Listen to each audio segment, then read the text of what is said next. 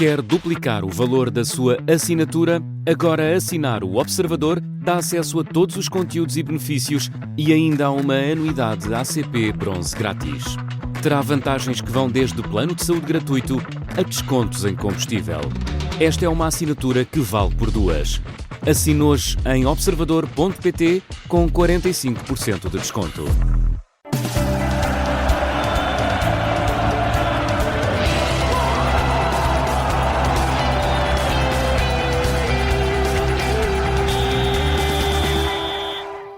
Fica disponível também através de podcast, relatório de jogo, assinatura de Luís Francisco.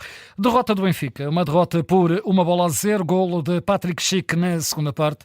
Uma primeira parte que até aos 25 minutos pouco ou nada aconteceu. Quem estava preso no trânsito, se entrasse, não tinha perdido grande coisa do jogo. Eu cheguei a suspeitar que fosse cortesia das duas equipas para com os espectadores que tinham pago o seu bilhete e que queriam ver os principais acontecimentos do jogo, mas não foi. Foi uma assunção por parte das duas formações de que o risco só seria assumido em condições mais extremas. O Benfica ainda olhava para o relógio com alguma bonomia, porque sabia que tinha ainda muito tempo pela frente e não queria disposicionar-se para se pôr a jeito dos contragolpes do adversário. O Bayer Leverkusen claramente com uma filosofia extremamente, eu vou ser simpático, especulativa. Foi um jogo muito especulativo do Bayer Leverkusen, isto para não ser um bocadinho mais duro. De facto não direi anti-jogo, mas foi um Bayer Leverkusen que se dessem umas cadeirinhas aos jogadores, toda a gente tinha sentado dentro do campo e passava-se a bola uns para os outros, mas na posição de sentados. Não arriscou minimamente na partida. Não se chegou à frente para a pressão, não foi atrás da bola, ficou à espera que fosse o Benfica a dar os primeiros passos. Enquanto a equipa do Benfica jogou da mesma maneira, ou de forma não tão ostensiva, mas com a mesma ideia de jogo, a partida não desengatou. E creio que chegámos a meio, 20, 25 minutos da primeira parte, sem que praticamente tivesse acontecido nada. E só depois o Benfica começou de facto a perceber que naquela toada as coisas iam acabar 0-0 e o 0-0 não lhe servia os seus objetivos, e então sim, no final da primeira parte o Benfica bem mais ofensivo, bem mais agressivo na área contrária, a criar as oportunidades e miseravelmente para o Clube da Luz a desperdiçá-las na cara do guarda-redes.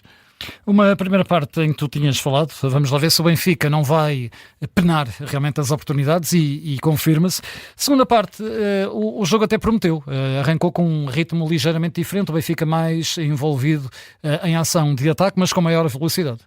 Sim, para começar a envolver mais gente na frente, a assumir o risco de ficar em igualdade numérica cá atrás, para poder, de facto, criar condições na frente para finalizações, e esse primeiro quarto de hora da segunda parte prolongou o último quarto de hora da primeira, no sentido em que vimos um Benfica com muita gente na área, a ter 1, 2, 3 oportunidades seguidas, há várias jogadas de insistência.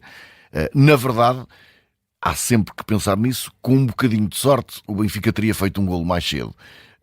Mas muitas das bolas que não entraram não foram por sorte ou azar, foram mesmo por inépcia ou por más decisões, intranquilidade, precipitação, enfim, falta de vocação para estar na cara do guarda-redes. Eu acho que o Luquebacchio claramente tem, para quem tem esta capacidade de explosão e para quem estava a beneficiar do posicionamento da equipa, que puxava o jogo todo para o seu lado e depois procurava Sudakov do outro, para depois ele procurar outra vez este flanco quando o Luquebacchio tinha espaço. O belga tem que saber finalizar. Uma vez que também não tivemos um Pavlidis à altura dos seus pergaminhos, foi um Benfica tremendamente ineficaz na cara do guarda-redes, e isso depois fez-se sentir. O Benfica goleia o Bayer Leverkusen em ataques, 63 contra 20, em remates, 22 contra 6. Mourinho falou de 21, o site oficial da UEFA diz 22, portanto eu vou aqui pelos números oficiais da UEFA. Em cantos, 6-0.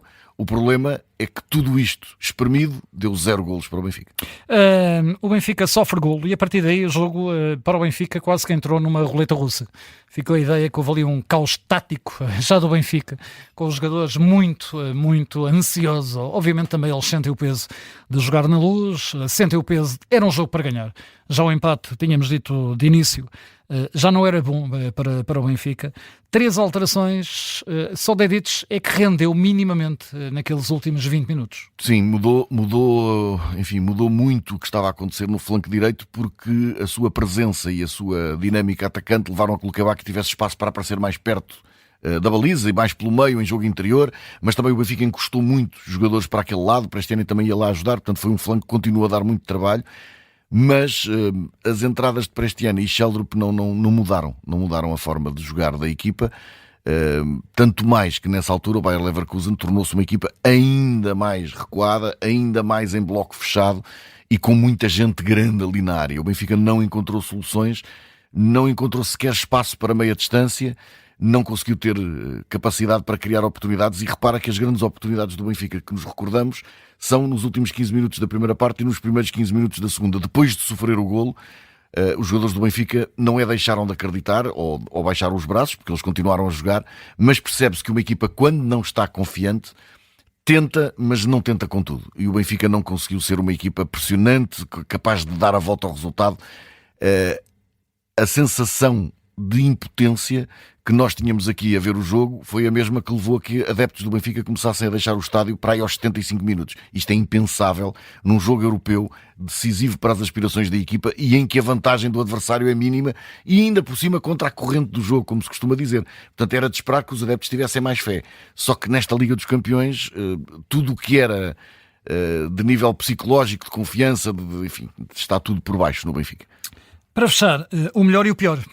Começando pelo pior, o pior do jogo. Bem, eu acho que o pior, e como o José Mourinho assinalou, e como nós aqui também fomos falando, o pior é que o Benfica foi uma equipa tremendamente perdulária. Portanto, os golos falhados pelo Benfica explicam o destino deste jogo. Portanto, é o pior do jogo, embora eu destaque depois dois piores um bocadinho mais pequeninos, e há mais piores do que melhores, porque o jogo, enfim... o jogo, como eu disse há pouco, demasiado especulativo, cauteloso, temeroso do Bayer Leverkusen, de uma equipa alemã estava à espera de outra capacidade para jogar no campo todo, uma equipa mais confiante, com mais vontade, também jogou com muitos miúdos novos, é verdade, mas Bayer Leverkusen foi de menos para o que eu estava à espera, e finalmente esse pormenor, adeptos do Benfica a saírem do Estádio da Luz aos 75 minutos, com o resultado em 1-0, para o adversário, é uma manifesta falta não só de fé como de confiança na equipa, e isso nunca é bom quando a bancada e a equipa não estão no mesmo comprimento de onda. E o melhor? Vamos fazer algum esforço para tirar daqui alguma coisa de melhor. Eu diria que alguns momentos coletivos do Benfica, infelizmente sem continuidade, infelizmente para a equipa, sem essa continuidade ao longo do tempo, sem se galvanizar verdadeiramente, mas houve alguns momentos que mostram melhoria, nomeadamente, como os jogadores salientaram, o José Mourinho salientou, a fazer coisas que nitidamente vinham combinadas do banco. A exploração dos adiantamentos do Grimaldi e da sua derivação para o corredor central, a forma como os jogadores de trás tentaram jogar em antecipação, a cobertura de meio campo que impediu quase sempre o Bayer Leverkusen de criar qualquer coisa na transição. Tudo isso é trabalho e tudo isso esteve lá e, portanto, é um sinal positivo que a equipa está a melhorar a esse nível. Finalmente, vamos olhar para a exibição do Richard Rios, aqueles pormenores do Sudakov, a intensidade e a abnegação do Otamendi, e o Benfica tem que se agarrar a isto tudo para não se deixar ir abaixo. Muito bem, relatório do jogo fica também disponível através de podcast da Rádio Observador, já sabe. A assinatura hoje foi exatamente do Luís Francisco. Apenas uma pergunta final, Luís, a talho de foice, que é uma pergunta que me parece que e faz todo o sentido nesta altura, quando estamos muito perto de eleições. Que impacto é que este resultado pode ter? Eu acho que o impacto se mede pela insatisfação das pessoas, e aquela saída dos adeptos a um quarto de hora do fim dá-me um sinal. E não era um quarto de hora, eram 21 minutos, porque houve 6 de compensação ou 7. É um sinal de insatisfação, de falta de fé, de crença, separação emocional. Sim. Entre a bancada e a equipa.